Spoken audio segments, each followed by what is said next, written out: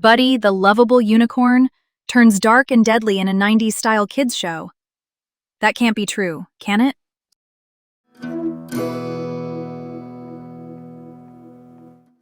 Hi, I'm Allie. And I'm Brianne. You are already buzzing. Did you have, 3 coffees or just one very haunted latte? I'm excited. This one is weird in the best way.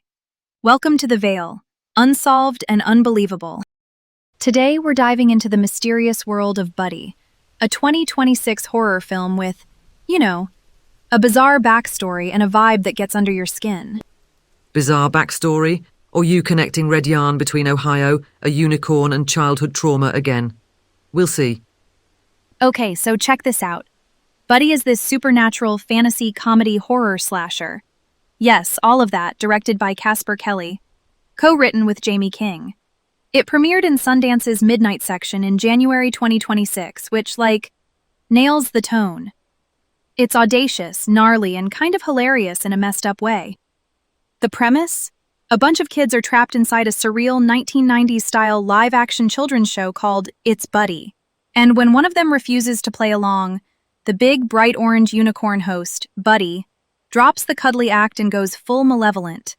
Meanwhile, a mom named Grace, played by Kristen Milioti, is out in the real world searching for her missing daughter Freddie and gets pulled into the nightmare. Isn't that bananas? It is bananas, and I love Milioti. She does frazzled yet funny yet ferocious, like it's easy.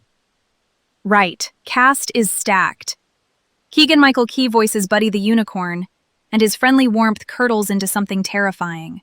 Patton Oswalt voices Strappy, an anthropomorphic backpack, which is adorable until it's not. Michael Shannon is Willie, a ventriloquist doll, deeply unsettling by design. Clint Howard shows up as George, a howdy-doody-like cowboy puppet, which ties the whole thing to the long, creepy lineage of puppet-led kids' TV. And they did tons of practical work. Suit performers Sergei Zhuravsky is in the Buddy suit. Jonathan Yurko does Dark Buddy, the more sinister form.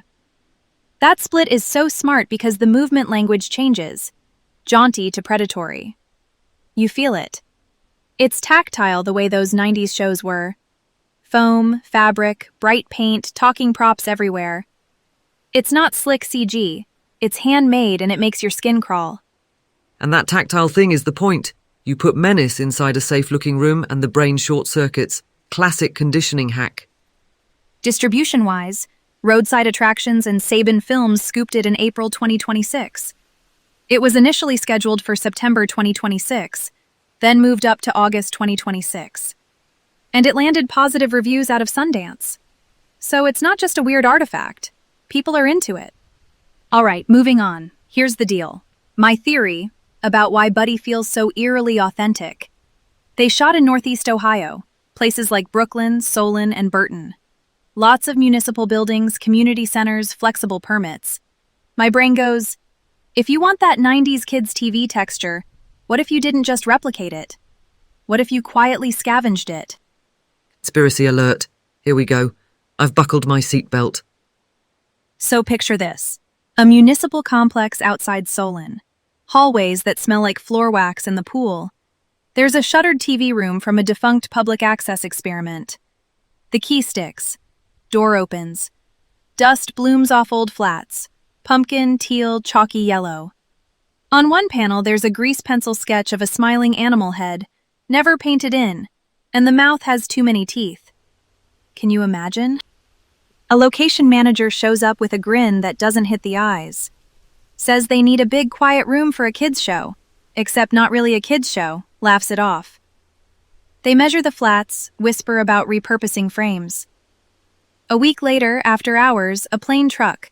It only shows a DOT number backs in. Paperwork is basically, you saw nothing. Out slide 2 sky flats with cartoon clouds and a fiberglass bench bolted to a 2x4 cleat. Under the bench, scrawled in marker, B-E-N something. Maybe Benny. Maybe Benji. Maybe just time eating letters. Wait. The bench says Ben, and therefore it must be a phantom character named Benny. That is your leap. I can see your leap. It's doing hurdles. I I know, but listen. One of the carpenters taps the bench and says, "Age feels different. You can't fake dust." Like it's a motto. And here's where my brain really starts pinwheeling. In the credits, there's an in-suit performer listed for Benny, but there's no Benny anywhere else.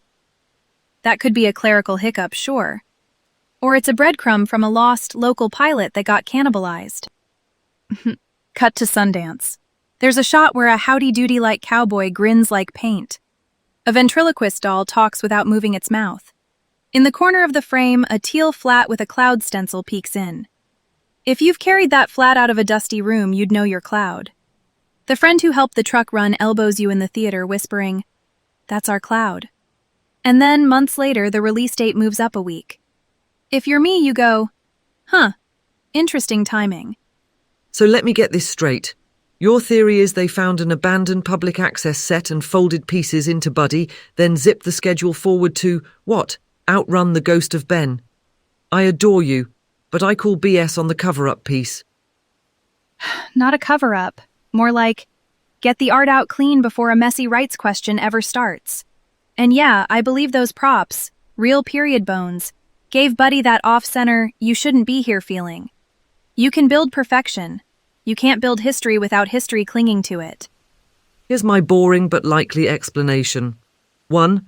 They shot in smaller Ohio towns because the permits are friendly and the interiors are easy to convert.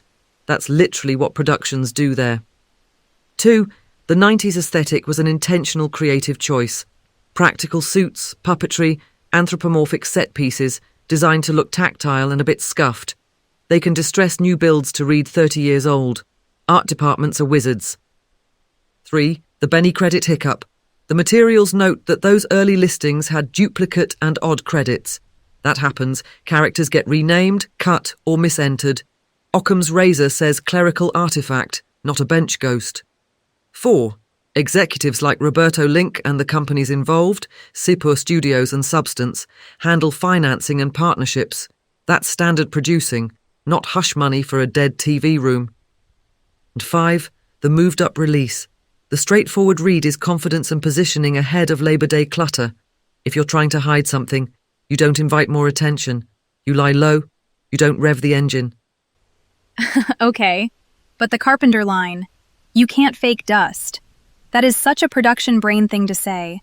Like they're hunting for patina. And Buddy is obsessed with nostalgic texture. The show within the movie has helper archetypes. Nurse Nancy, Mailman Miles, talking objects voiced by Eric Bauza, Mr. Mailbox, Worrywell, Couchy, Trashy, Pea-Flower. The whole point is physicality. If someone showed them a mothballed TV room with teal clouds already baked in, you're telling me they wouldn't grab it? Come on. They'd take reference photos, maybe a bracket or two, but then they'd rebuild to spec so everything is safe, cleared, and stunt ready. Fiberglass benches from the 90s do not pass modern safety without paperwork, and property masters log every acquisition. Insurance would have a meltdown otherwise. Sorry, not sorry. I'll grant you the insurance gremlins. But there's also indie scrappiness here. Boulder Light and Low Spark putting it together, co-financing, making practical suits on a not blockbuster budget. Indies repurpose. They're clever with found things.